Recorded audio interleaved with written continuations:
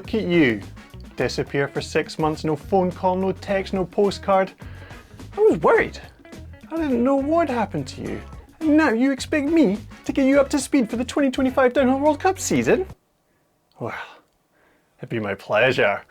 So, there is far too much to catch up on, so I'll try and probably fail to stay out of the weeds, then drag you kicking and screaming into the 2025 season. First things first, let me try and give a top-down overview of what's going on with the new changes that have been announced, starting with new entry requirements for racers, because there was a flippin' poop storm of hot takes when this got announced. Most of the uproar was to do with the new rules making it harder for lower ranked or privateer riders to get into the races. I'll get to that, but allow me to start with the big dogs, the teams. There are two tiers of teams. Tier 1, that's a lot of T's, is the UCI Mountain Bike World Series teams, and Tier 2 is the UCI Mountain Bike teams. For 2025, there are 15 UCI Mountain Bike World Series teams based on the team's ranking after they signed all their new riders for this season and totaled up all the riders' team ranking points, plus 5 wildcard teams that are selected according to some kind of vague criteria that boils down to how much benefit the race series would gain from having that team there. It's all marketing at the end of the day. Looking at the list, we've gained one fully new team of Aeon Racing, which is led by Reece Wilson on board those belt-driven Gamix bikes, but we've lost Dorval Commensal, Madison Saracen, The Union, Continental GT, Commensal IC Studio, Canyon Pirelli, Muck-Off Young Guns, Beyond Racing, Commensal Schwalbe, and others. Either because of the current bike industry challenges or from teams shying away from the bidding war that was to come. And there was a bidding war. Why? Well, it used to be that you could buy the Tier 2 mountain bike team status and secure entries for your entire team for the whole season. There used to be like 100 teams with guaranteed full season entries. Now, the only teams that are guaranteed entries for all the events are the 15 series teams and 5 wildcards. So if a team was to have World Cup racing security, they needed riders with ranking points. And that means the top riders from those teams that shut down got hoovered up. And now we've ended up with some heavy hitting teams with more riders than ever.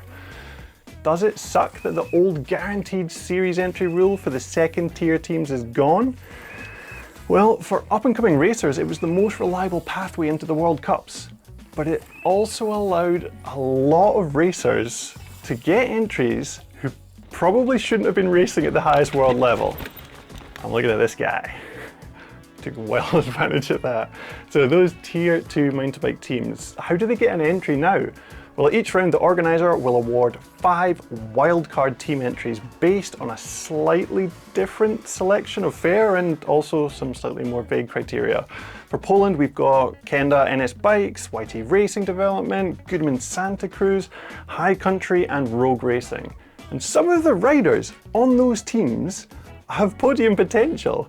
So it's good that the teams at least get the occasional chance to throw their full roster of riders into world events. But what will those podium contenders do for the other rounds? And here's where it gets even more confusing. The Tier 2 mountain bike teams don't qualify to race for a full series, but the individual riders on the team might. That's because riders can also gain entries as individuals by placing in the top 50 junior or top 100 elite in the UCI rankings. And that's calculated on UCI points won at UCI events. Are you following me? It used to be that anyone with at least 40 UCI points could enter a World Cup. Currently, just in the elite men, there are 413 people with more than 40 points. And I know they won't all enter the same event at the same time, but I can see why switching to a ranking threshold rather than an arbitrary number of points makes sense. Let's apply the new team and individual rules to Poland wildcard team High Country. The full team can race in Poland as they've been awarded an event team wildcard, but if they hadn't, Bella and Malik could still race as they are in the top 100 juniors in the UCI ranking. But poor Zach, he'd be on trackside duty. Finally, an individual rider can win a national championships, continental championships, or get a top 5 at a continental series round to gain entry for the World Cups. And failing that, riders can also apply to their home country's National Cycling Federation for one of the 12 jerseys they award per round for riders they feel deserve to race at the World Cups. So it is more difficult to get into the World Cups and so much more confusing. So why would they do this? Because there's too many racers at the World Cups. The queues for uplifts are sometimes massive. The amount of practice time isn't enough, and the venues can barely accommodate all the teams. They need to cut the numbers from somewhere. Should they do it at the top? Common solve. Off? Of course not. Trim at the bottom, but leave some paths for the stars on their way to the top. Semi-finals are gone. Yes, I don't think there's going to be anyone that's sad to see this idea shelved. The goal was to try and refine down the 60 men and 15 women who qualified into a smaller, neater, more digestible package of 30 men and 10 women that was easier to broadcast and be consumed by a wider audience. But it ended up being an unbroadcast struggle for racers that didn't count for much, and it didn't even add a lot to the event. So now 20 elite men and 10 elite women will progress to the final from qualifying, then everyone else heads back up the hill again to fight it out in the last chance Q2, it's called Q2. For the last what are you laughing for? You ruined it. Don't laugh. Sorry, I thought it was a mistake that you were making and that you made it again. I thought, oh, what an idiot. No, that's the script. Sorry. That's good writing, I was totally taken in there. Yep. They head back up the hill again to fight it out in the last chance it's Q2, it's called Q2, for the last 10 men's and 5 women's spots in the final. And there's no protected riders! Let's go! It used to be that about 10 men and 5 women racers held protected status based on their past results, which allowed them to have a mechanical or a crash in qualifying or semi-finals, yet still progress to the finals. This was to keep consistency in the finals for the fans and allow them to see their favourite racers in a sport that is notoriously variable. Many saw this as incredibly unfair to the riders without this status, who may otherwise have beaten the protected riders and overall had their competitor not been given a free pass to the finals. It's a slightly leveler playing field now with 2 chances for the top riders to get into the final, and I cannot wait to see the big dogs sweating their way through a last chance qualifier after a puncture in qualifying, or some hero from Latvia sending a rundown and just squeaking into that final slot. There will be stories. And talking of finals, 15 women in the final instead of 10. Let's go! I know the maths doesn't balance out on that, but you don't encourage participation by providing less opportunity. It's a good decision. Talking of racers, I think this might be one of the first opening rounds in a while where we are getting the vast majority of top racers actually competing and not sidelined with injury. Don't listen to that guy, because he's wrong. It turns out a lot can happen in 3 days.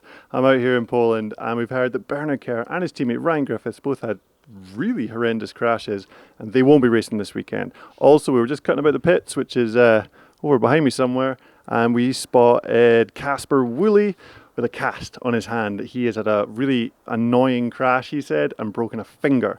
He won't be racing this weekend, and he was very sad about it. Hope all of them get better soon, and there's probably someone else I missed, so I'm going to let you know in the comments. Yeah, back to the video, back to the guy from a while ago. I mean, we are missing Iris van Leuven as she recovers from that hardline slam. Bruni, Vergier, Dunn, especially Dakota Norton, are recently recovered from off-season injuries, so we'll see how that shakes out. But man, healthy Jackson Goldstein versus Amory Pierron? Yes, please. And will the luck finally land with Lockie Stevens-McNabb on his new Trek bike? Oh, talking of new bikes, Maureen Cabarrou, Tani Seagrave, Phoebe Gale, Anna Newkirk, Monica Rasnek, Millie Yonset, Camille Balanche, they're all on brand new bikes trying to dethrone Valentina Hole on her YT. On Max Elrond versus Asa Vermette, battling in the juniors again. How are they still in junior? Heather Wilson, Eliana Hulsbosch defending against the onslaught of new rapid junior girls. And will someone change the industry and win on a bike driven by a gearbox and a belt? This is going to be a wild downhill season. So you better hop on over to Pinkbike's Fantasy League, sign up, pick out your team, see if you can beat me. You probably will.